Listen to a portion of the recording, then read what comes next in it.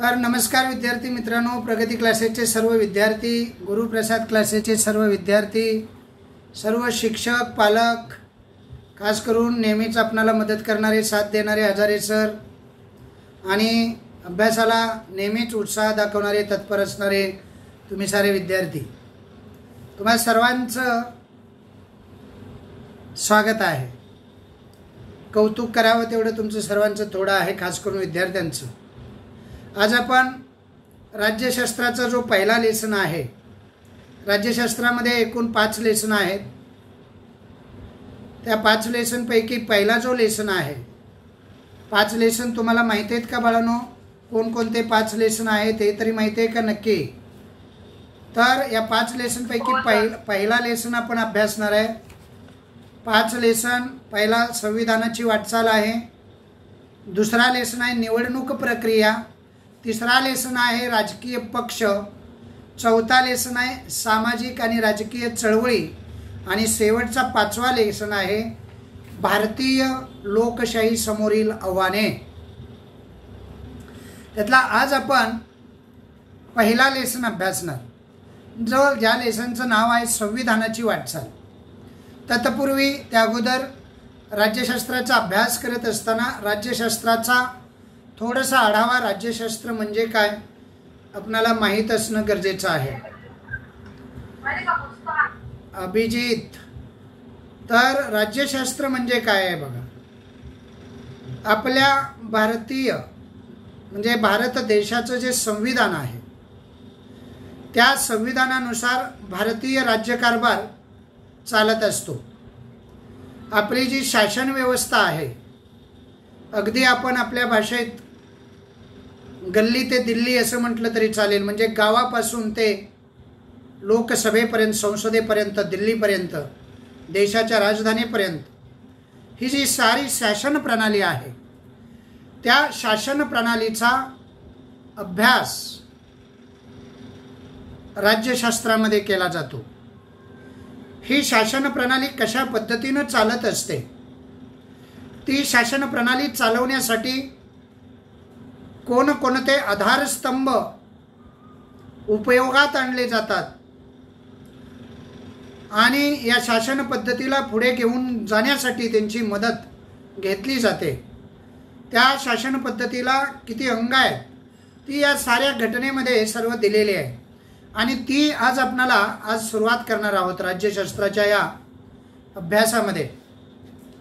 आणि त्यामध्ये पहिलाच लेसन आहे. तुम्ही जर मागच्या वर्षीचं थोडंसं आठवून जर पाहिलं, पुस्तक जर बघितलं मागच्या वर्षीचं, तर त्या मागच्या वर्षीच्या पुस्तकामध्ये म्हणजे 9वीच्या पुस्तकामध्ये, 8वीच्या पुस्तकामध्ये, 7वीच्या पुस्तकामध्ये वेगवेगळ्या प्रकारच्या स्थानिक शासन संस्था तुम्ही शिकलेला असाल.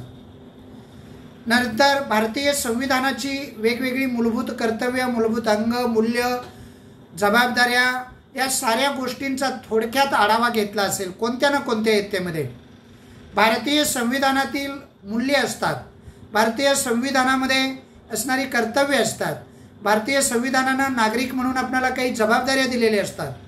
त्या भारतीय संविधानाचं स्वतःचं एक तत्त्वज्ञान असतं, ते त्या लोकशाहीमध्ये व्यक्त होत असतं आणि ते तत्त्वज्ञान शासन व्यवस्था निर्माण करण्यासाठी असतं. ज्या शासन व्यवस्थेबद्दल मी तुम्हाला बोललो, त्याचबरोबर आपण आंतरराष्ट्रीय घडामोडीसुद्धा मागच्या काही येतेमध्ये पाहिलेले आहे.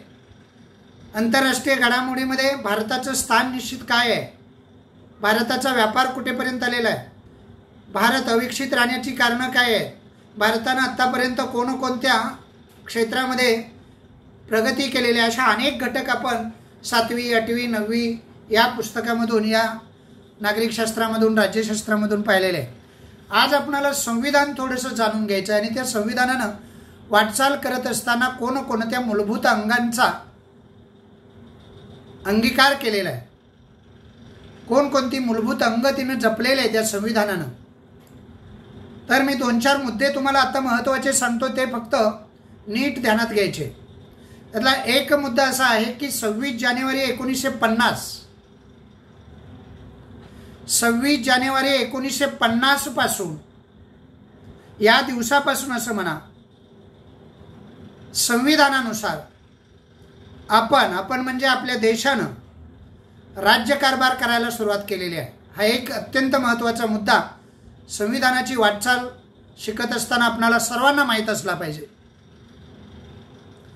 कोणता मुद्दा आहे कळालं तुम्हाला? 26 जानेवारी 1950 पासून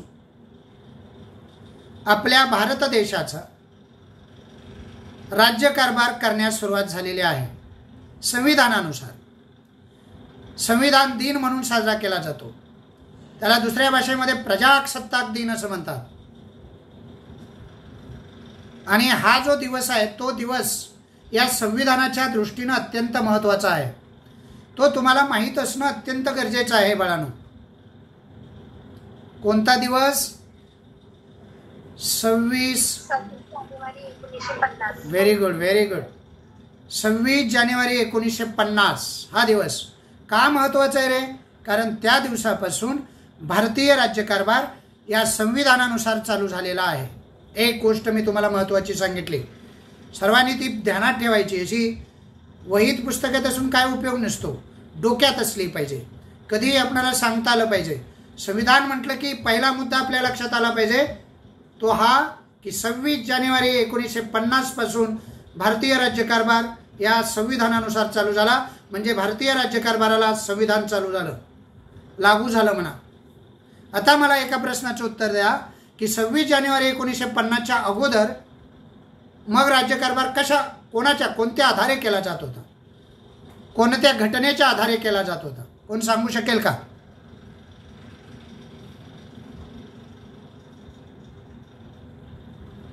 एकाला सांगता येत नाही, एकाला.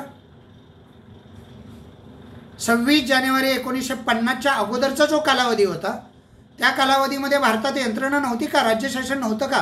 म्हणजे शासन व्यवस्था नव्हती का? कारभार चालत नव्हता का? त्यावेळेलाही कलेक्टर असायचे, त्यावेळेलाही गव्हर्नर जनरल असायचे, त्यावेळेलाही हे सारं होतं. पाणी पुरवठा विभाग होता, शिक्षण विभाग होता, सारं होतं. मग हे कसं चालायचं? कुणाच्या आधारे, कशाच्या आधारे चालायचं? माहीत आहे का तुम्हाला? कुणाला यामध्ये सांगू इच्छिता का कुणी? पार्थ?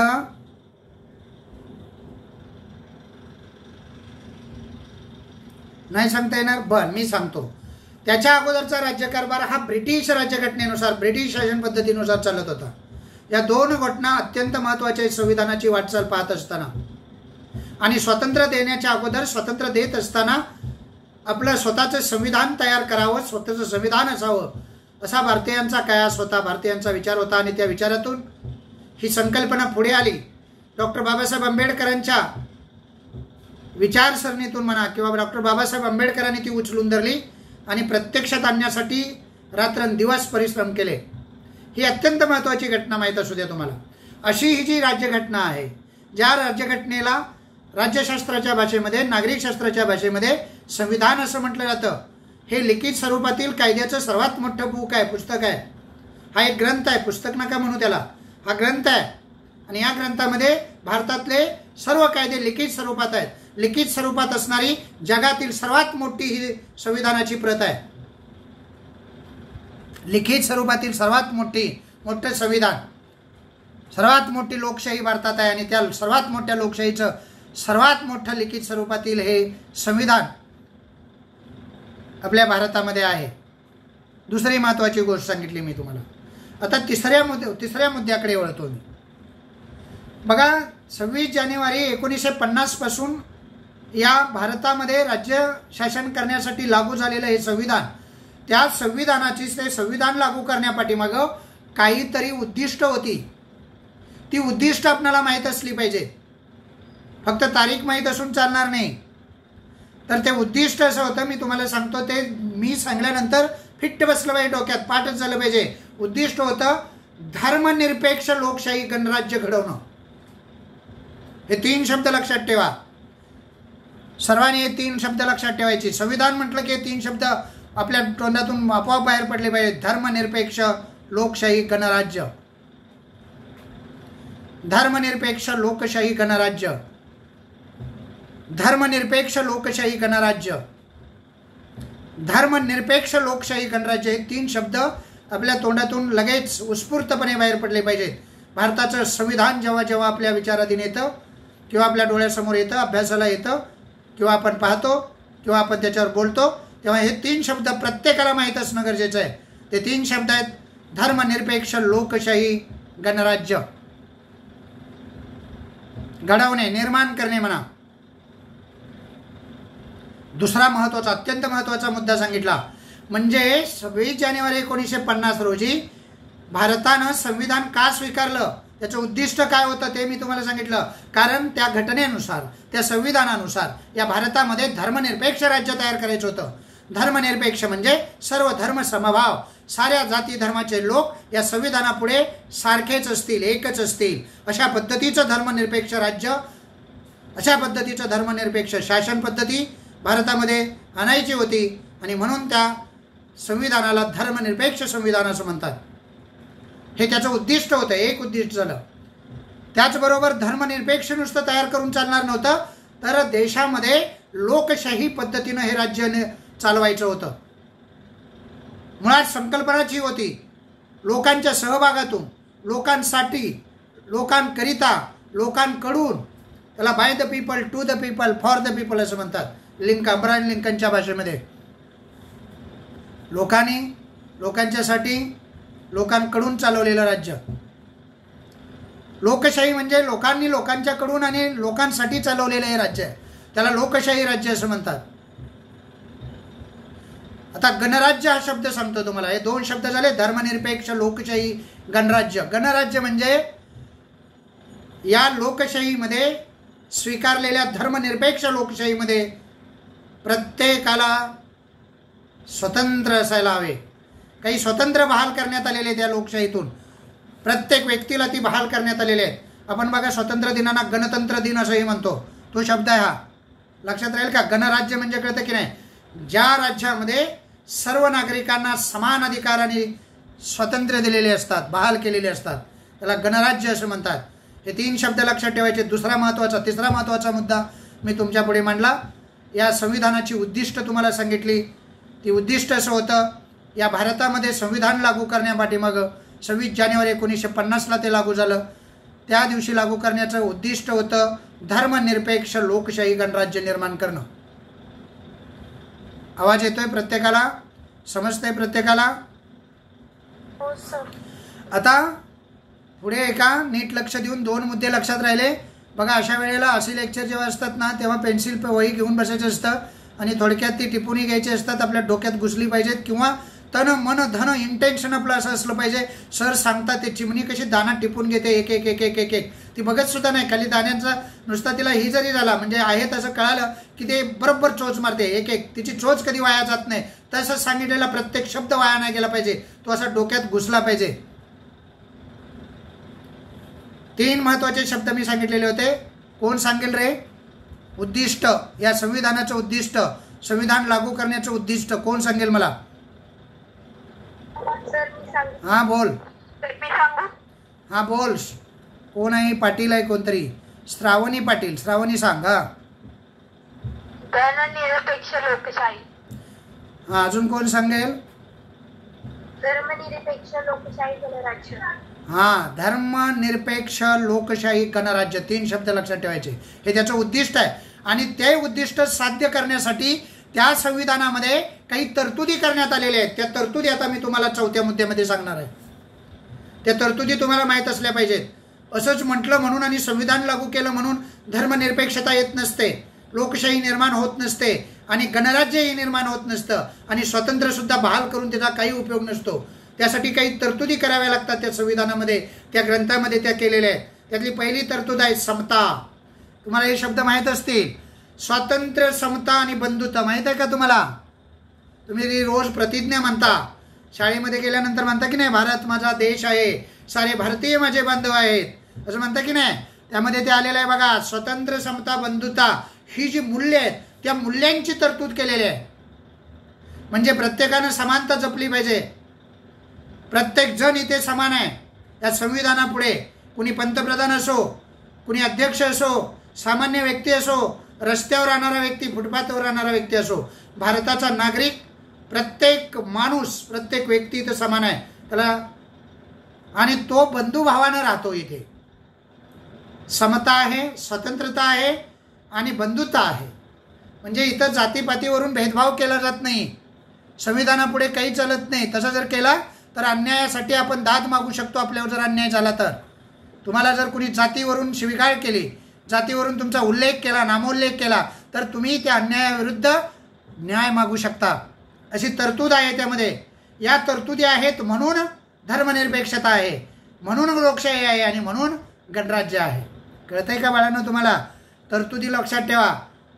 उद्दिष्ट झाल्यानंतर मी तुम्हाला तरतुदी सांगतोय. स्वतंत्र, समता आणि बंधुता या तरतुदी, या मूल्यांच्या तरतुदी म्हणा, ही मूल्य आहेत या लोकशाहीनं बहाल केलेली आणि ती मूल्य अबाधित राहावीत यासाठी या तरतुदी केलेल्या आहेत.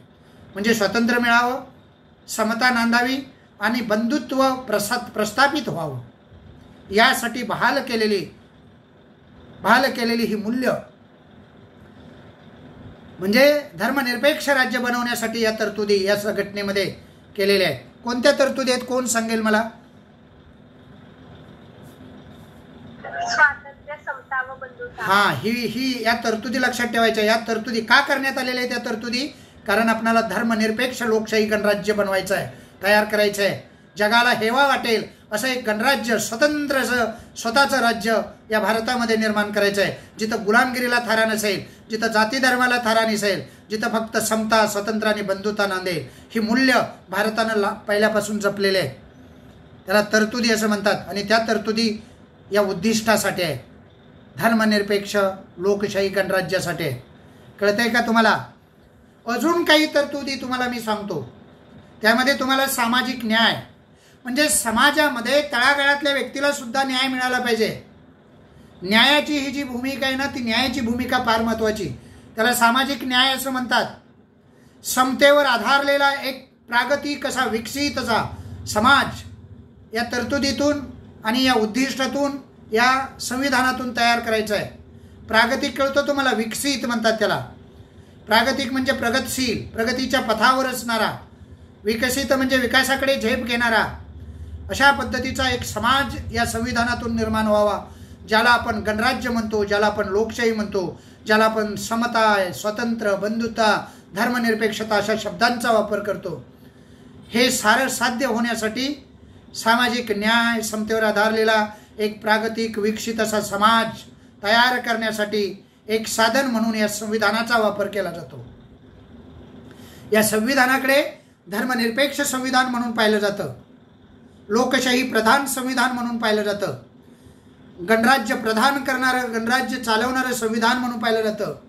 समतेवर आधारलेलं, बंधुत्वावर आधारलेलं आणि अनेक स्वातंत्र्य बहाल करणारं, सामाजिक न्याय जपणारं आणि त्याचबरोबर प्रागतिक आणि विकसित समाज निर्माण करण्याची धमक, क्षमता ठेवणारं असं हे संविधान भारताला लागू झालेलं आहे. कळतंय का बाळांनो तुम्हाला?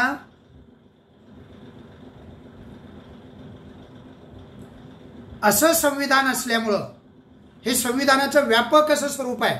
मी आज तुमच्या समोर उलगडवून मांडलेलं आहे. नागरिकांना न्याय मिळावा, त्यांचं स्वातंत्र्य अबाधित राहावं, त्यांचं बंधुत्व अबाधित राहावं, अशा अनेक महत्त्वपूर्ण तरतुदी या संविधानामध्ये केलेल्या आपल्याला दिसतात. आणि मग अशा तरतुदी आणि असं उद्दिष्ट, व्यापक उद्दिष्ट डोळ्यासमोर ठेवल्यानंतर विकसित आणि प्रागतिक असा समाज निर्माण होईल अशी आशा संविधानाकडून ठेवण्यात आलेले आहे. असं हे संविधान 26 जानेवारी 1950 पासून आपल्या भारतीय राज्यकारभारासाठी लागू झालेला आहे आणि त्या दृष्टीनं हा राज्यकारभार करण्यात आलेला आहे. आणि हा राज्यकारभार जेव्हापासून सुरू झालेला आहे, भारतातील लोकशाही अधिक व्यापक होत गेलेली आपण पाहिलेली आहे. अत्यंत ती व्यापक झालेली आहे. राजकीय प्रक्रियेमध्ये महत्त्वाचे असे बदल झालेले आहेत. त्यामध्ये ते बदलही मी तुम्हाला सांगितलं. सामाजिक न्यायामध्ये बदल झाला, समतेमध्ये बदल झाला आणि विकसित आणि प्रागतिक समाज निर्माण होण्याच्या दृष्टीनं अनेक पावलं उचलण्यात आली. अशा पद्धतीची ही संविधानाची थोडीशी संकल्पना तुम्हाला तुमच्या समोर मी मांडलेली आहे. आता या पाठाकडे जर आपण वळलो तर या पाठामध्ये आपणाला संविधानाची जी वाटचाल आहे ती वेगवेगळ्या मुद्द्यावरती आधारित असते. वेगवेगळे मुद्दे त्यावरती येत असतात. अनेक मुद्दे आहेत. सारे मुद्दे 10वी सारख्या इयत्तेमध्ये अभ्यासणं शक्य नाही. त्यासाठी सेपरेट असा संविधानाचा अभ्यास करावा लागेल. आता या पाठापुरतं जर बोलायचं झालं तर या पाठामध्ये आपल्याला 3 महत्त्वाच्या मुद्द्यावरती प्रकाश टाकायचा आहे.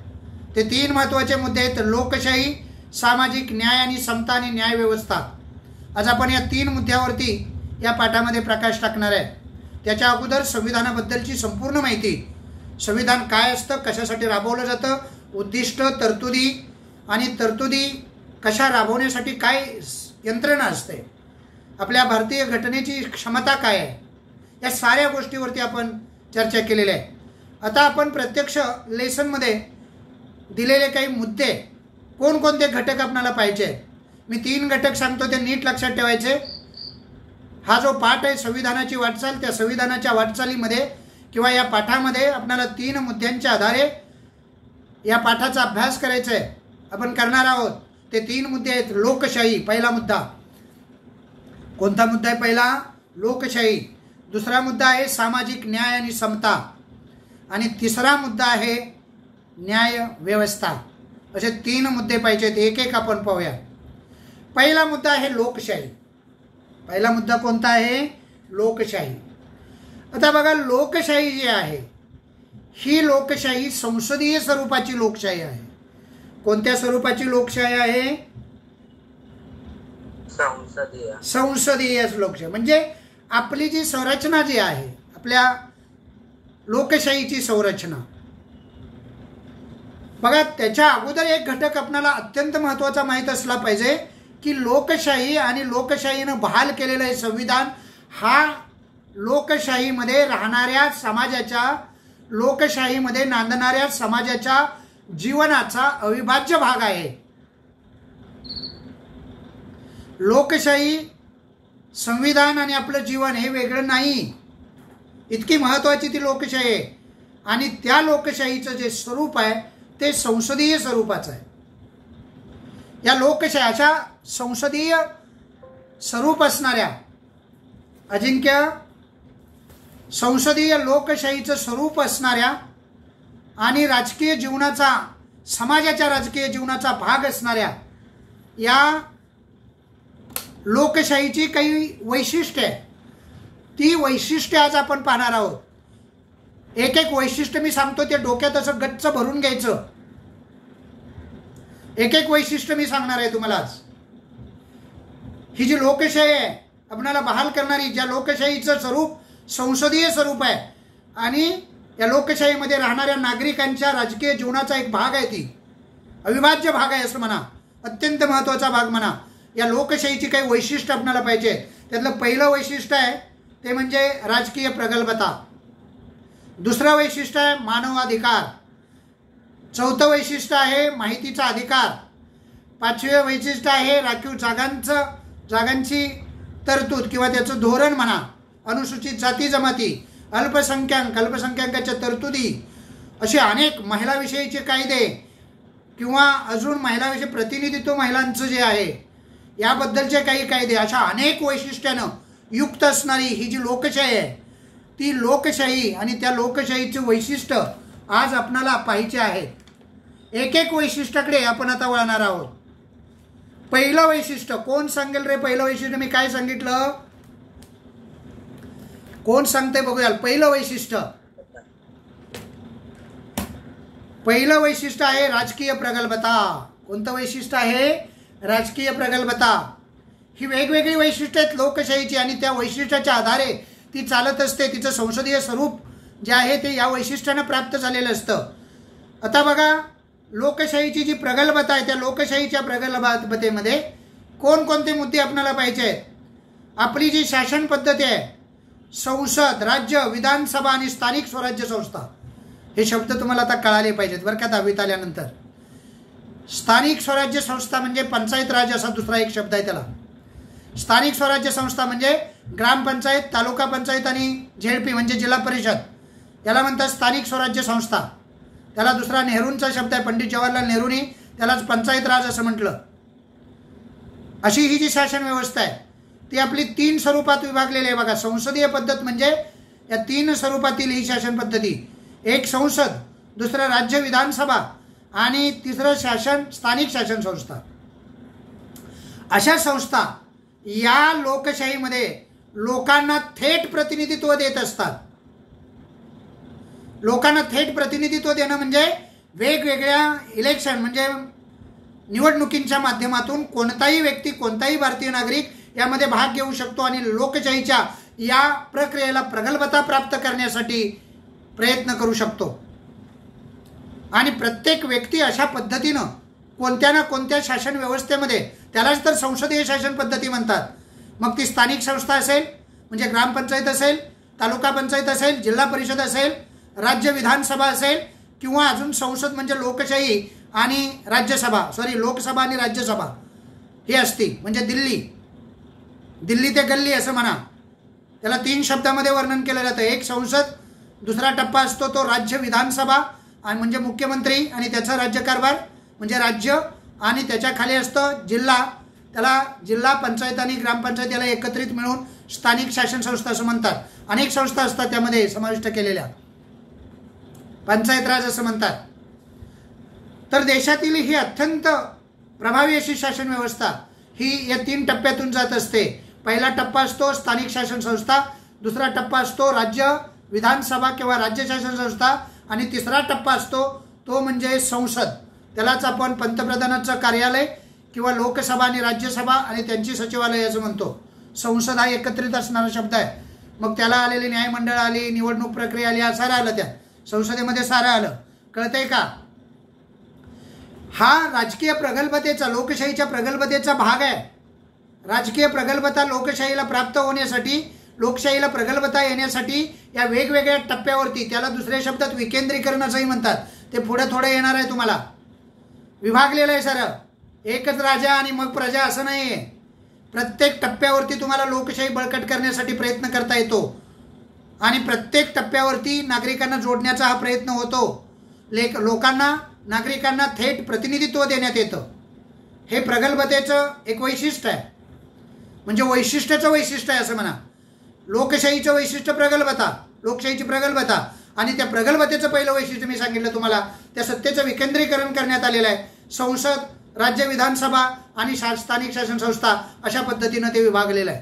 दुसरं वैशिष्ट्य सांगतो, यामध्ये कोणताही टप्पा असो, राज्य विधानसभा असो, संसद असो किंवा स्थानिक शासन संस्था असो, यामध्ये लोकांचा सहभाग हा अत्यंत महत्त्वाचा असतो. त्याला जनतेचा सहभाग म्हणतात. आणि राजकीय पक्ष, कळलं का तुम्हाला बाळांनो?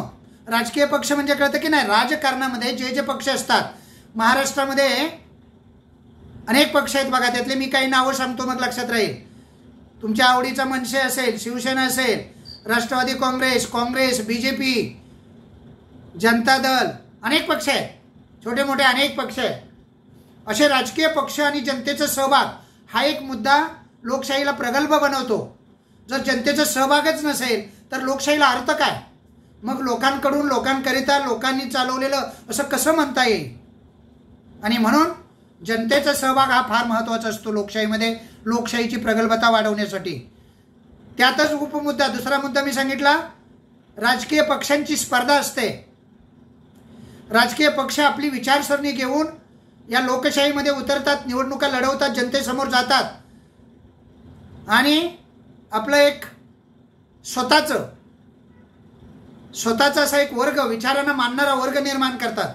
ही जी स्पर्धा असते ना, ती स्पर्धा आणि जनतेचा सहभाग हे सुद्धा लोकशाहीच्या प्रगल्भतेसाठी, लोकशाहीला प्रगल्भता प्राप्त होण्यासाठी अत्यंत महत्त्वाचे असतात.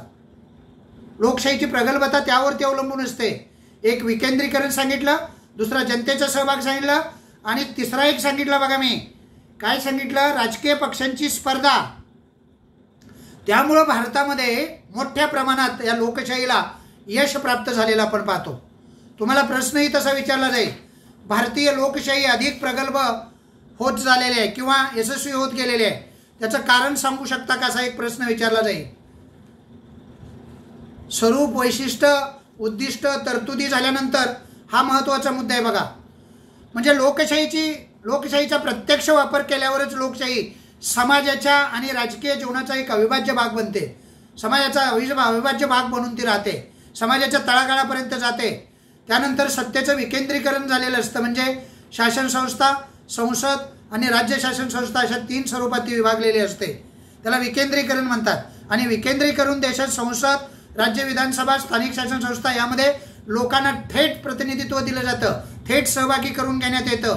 लोकांना राज्यकारभारामध्ये सहभाग जर वाढला लोकांचा किंवा लोकांना जर सहभागी करून घेतलं तर लोकशाहीची प्रगल्भता वाढते आणि ठराविक कालावधीनंतर मुक्त आणि न्याय्य वातावरणामध्ये निवडणुका होत असतात आणि त्या निवडणुकीमध्ये जनतेमधील कोणताही नागरिक भारतामधील हा त्यामध्ये भाग घेऊन या लोकशाहीला बळकटी प्राप्त करून देण्यासाठी प्रयत्न करत असतो. अशा पद्धतीनं ती अधिक यशाकडे जाते, तिला यश प्राप्त करता येतं, म्हणजे होतं, तिची प्रगल्भता वाढते. 2-3 महत्त्वाचे मुद्दे सांगितले. अजून एखादा महत्त्वाचा मुद्दा मी सांगतो. निवडणुका ज्या होतात 5 वर्षांनी, त्या निवडणुका मुक्त आणि न्याय्य वातावरणामध्ये आपल्या भारतामध्ये घडवून आणल्या जातात. एवढ्या प्रचंड लोकसंख्येच्या, प्रचंड खंडप्राय देशामध्ये, प्रचंड आकारानं मोठा असणारा, क्षेत्रफळाच्या बाबतीत 1 क्रमांकावर आणि लोकशाहीच्या बाबतीत 1 क्रमांकावर असणारा असा हा जो देश आहे, त्या देशाची लोकशाही या निवडणूक प्रक्रियेवरती चालते आणि निवडणुका मुक्त आणि न्याय्य वातावरणामध्ये घेतल्या जातात. आणि त्यामुळं भारतीय राजकारणाच्या जाणीवा ज्या असतात ना, त्या अधिक प्रगल्भ होत जातात, म्हणजे लोकशाही अधिक व्यापक होत जाते. मला सुद्धा त्यामध्ये भाग घेता येतो असं लोकांना वाटायला लागतं आणि त्या दृष्टीनं त्या आशेपायी लोकशाहीशी जोडले जातात आणि लोक जोडणं म्हणजेच लोकशाही असते. आणि म्हणून न्याय्य आणि खुल्या वातावरणामध्ये, मुक्त वातावरणामध्ये या निवडणुका घेतल्या जातात. हे प्रगल्भतेचं अजून एक वैशिष्ट्य आहे.